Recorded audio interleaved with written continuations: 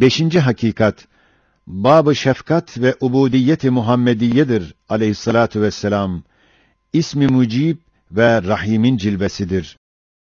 Hiç mümkün müdür ki, en edna bir haceti, en edna bir mahlukundan görüp, kemal-i şefkatle ummadığı yerden is'af eden ve en gizli bir sesi, en gizli bir mahlukundan işitip, imdat eden, lisan-ı hal ve kal ile istenilen her şeye icabet eden, nihayetsiz bir şefkat ve bir merhamet sahibi bir Rab, en büyük bir abdinden, haşiye, evet, 1350 sene saltanat süren ve saltanatı devam eden ve ekser zamanda 350 milyondan ziyade raiyeti bulunan ve her gün bütün raiyeti onunla tecdid-i biat eden ve onun kemalatına şehadet eden ve kemali itaatle evamirine inkiyat eden ve arzın nısfı ve nev-i beşerin humsu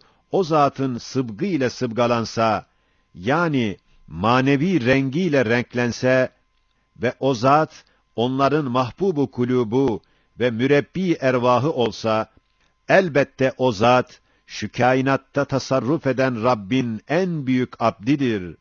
Hem ekser enva-ı kainat o zatın birer meyve-i mucizesini taşımak suretiyle onun vazifesini ve memuriyetini alkışlasa, elbette o zat şu kainat halikinin en sevgili mahlukudur. Hem bütün insaniyet, bütün istidadıyla istediği beka gibi bir haceti ki, o hacet ise insanı esfel-i safiliğinden âlâ-i illiyyîne çıkarıyor. Elbette o hacet en büyük bir hacettir ve en büyük bir abd, umumun namına onu kadîyül hacattan isteyecek. En sevgili bir mahlukundan en büyük hacetini görüp bitirmesin, is'af etmesin, en yüksek duayı işitip kabul etmesin. Evet, mesela hayvanatın zayıflerinin ve yavrularının rızık ve terbiyeleri hususunda görünen lütuf ve suhuleti gösteriyor ki, şu kainatın maliki nihayetsiz bir rahmetle rububiyet eder. Rububiyetinde bu derece rahimane bir şefkat hiç kabil midir ki mahlukatın en eftalinin en güzel duasını kabul etmesin? Bu hakikati 19. sözde izah ettiğim vecile şurada dahi mükerreren şöyle beyan edelim. Ey nefsimle beraber beni dinleyen arkadaş! Hikaye-i temsiliyede demiştik. Bir adada bir içtima var. Bir yaver-i ekrem bir nutuk okuyor. Onun işaret ettiği hakikat şöyledir ki, gel, bu zamandan tecerrüt edip, fikren asr-ı saadete ve hayalen ceziretül araba gidiyoruz. Ta ki Resul-i Ekrem aleyhissalatu vesselam'ı vazife başında ve ubudiyet içinde görüp ziyaret ederiz. Bak, o zat nasıl ki risaletiyle, hidayetiyle saadet-i ebediyenin sebebi husulü ve vesile-i vüsulüdür. Onun gibi ubudiyetiyle ve duasıyla o saadetin sebebi vücudu ve cennetin vesile-i icadıdır. İşte bak, o zat öyle bir salat-ı kübrada, bir ibadet-i ulyada, saadet-i ebediye için dua ediyor ki, güya bu cezire, belki bütün arz, onun azametli namazıyla namaz kılar, niyaz eder. Çünkü ubudiyeti ise, ona ittiba eden ümmetin ubudiyetini tazammun ettiği gibi, muvafakat sırrıyla bütün enbiyanın sırrı ubudiyetini tazammun eder. Hem o, salat-ı kübrayı öyle bir cemaat-ı uzmada kılar, niyaz ediyor ki, güya Beni Adem'in, Hazreti Adem'den asrımıza kadar, belki kıyamete kadar bütün nurani ve kamil insanlar, ona tebaiyetle iktida edip, duasına amin derler. Haşiye. Evet, Münacat-ı Ahmediye aleyhissalatu vesselam zamanından şimdiye kadar bütün ümmetin bütün salatları ve salavatları onun duasına bir amin-i daimi ve bir iştirak-ı umumidir. Hatta ona getirilen her bir salavat dahi, onun duasına birer amindir ve ümmetinin her bir ferdi, her bir namazın içinde ona salat ve selam getirmek ve kametten sonra şafiilerin ona dua etmesi, onun saadet-i ebediye hususundaki duasına gayet kuvvetli ve umumi bir amindir. İşte bütün beşerin fıtrat-ı insaniyet lisanı haliyle, bütün kuvvetiyle istediği beka ve saadet-i ebediyeyi, o nevi beşer namına Zat-ı Ahmediye aleyhissalatu vesselam istiyor ve beşerin nurani kısmı onun arkasında amin diyorlar.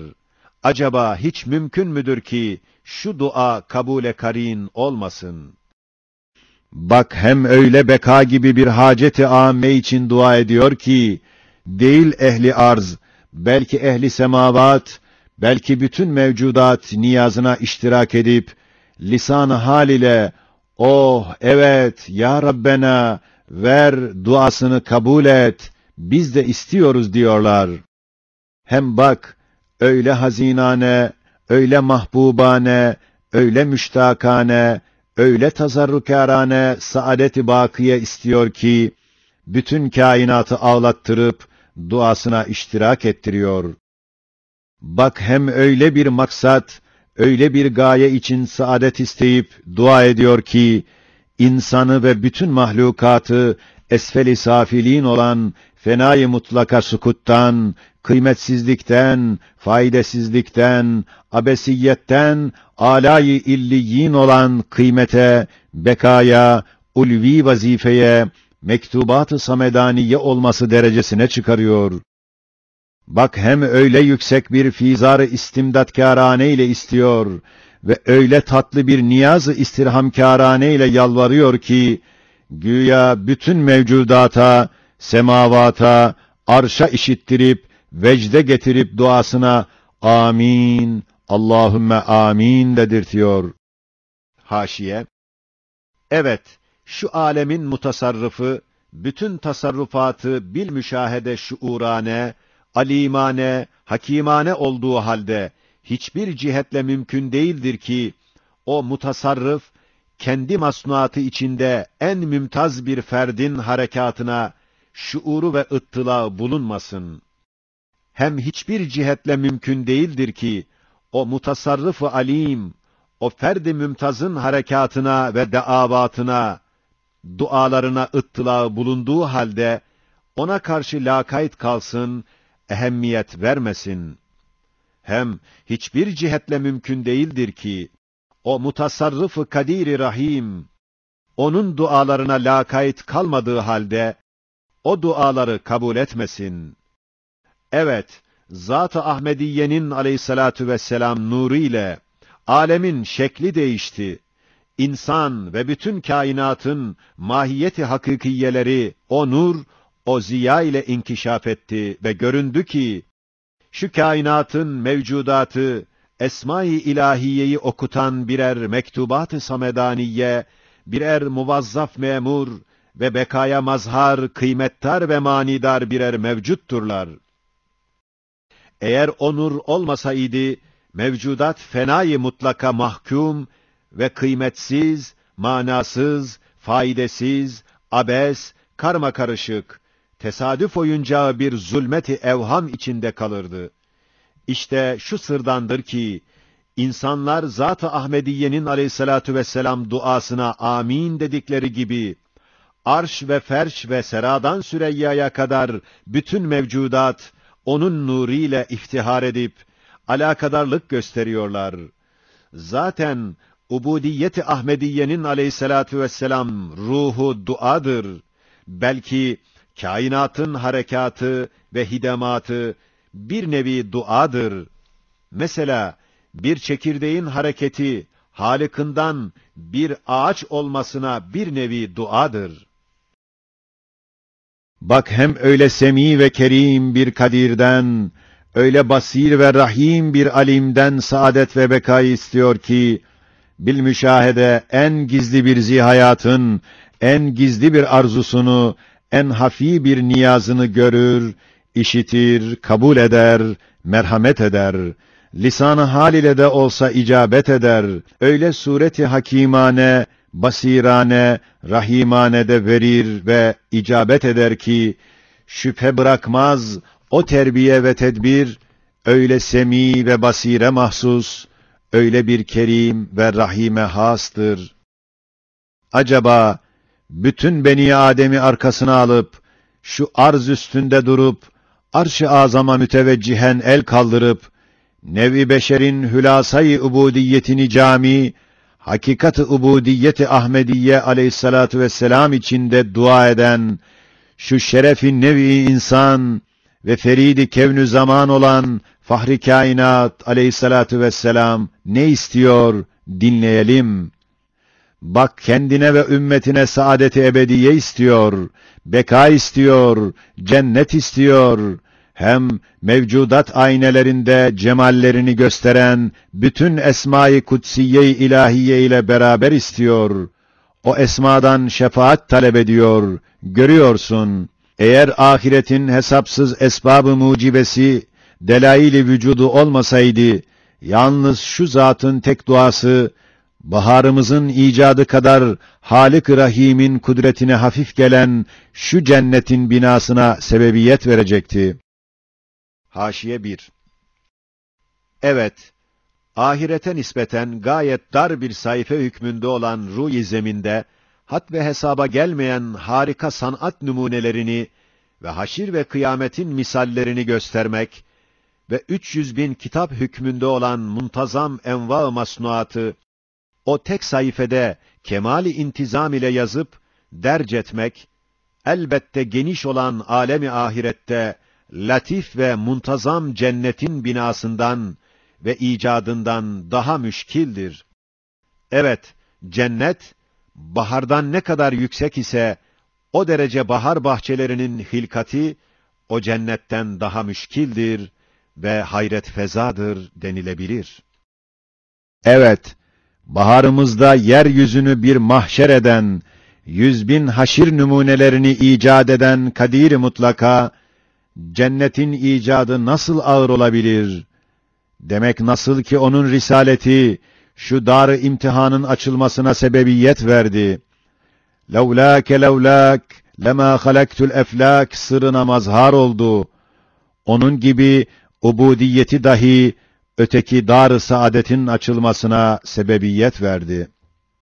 Acaba hiç mümkün müdür ki, bütün akılları hayrette bırakan, şu intizamı alem ve geniş rahmet içinde kusursuz hüsnü sanat, misilsiz cemali rububiyet, o duaya icabet etmemekle, böyle bir çirkinliği, böyle bir merhametsizliği, böyle bir intizamsızlığı kabul etsin. Yani en cüz'i, en ehemmiyetsiz arzuları, sesleri ehemmiyetle işitip, ifa etsin, yerine getirsin, en ehemmiyetli, lüzumlu arzuları ehemmiyetsiz görüp işitmesin, anlamasın, yapmasın, haşa ve kella, 100.000 defa haşa, böyle bir cemal, böyle bir çirkinliği kabul edip, çirkin olamaz. Haşiye 2. Evet, inkılab-ı hakaik ittifaken muhaldir ve inkılab-ı hakaik içinde muhal ender muhal, bir zıt kendi zıttına inkılabıdır ve bu inkılabı ezdat içinde bilbedahe 1000 derece muhal şudur ki, zıt kendi mahiyetinde kalmakla beraber kendi zıttının aynı olsun. Mesela nihayetsiz bir cemal, hakiki cemal iken hakiki çirkinlik olsun. İşte şu misalimizde meşrut ve kat'iyül vücut olan bir cemal-i rububiyet, cemal-i rububiyet mahiyetinde daim iken aynı çirkinlik olsun. İşte dünyada muhal ve batıl misallerin en acibidir. Demek Resul-i Ekrem aleyhissalatu vesselam risaletiyle dünyanın kapısını açtığı gibi ubudiyetiyle de ahiretin kapısını açar. Aleyhi salavatur rahman mil'ed dünya ve daril cinan.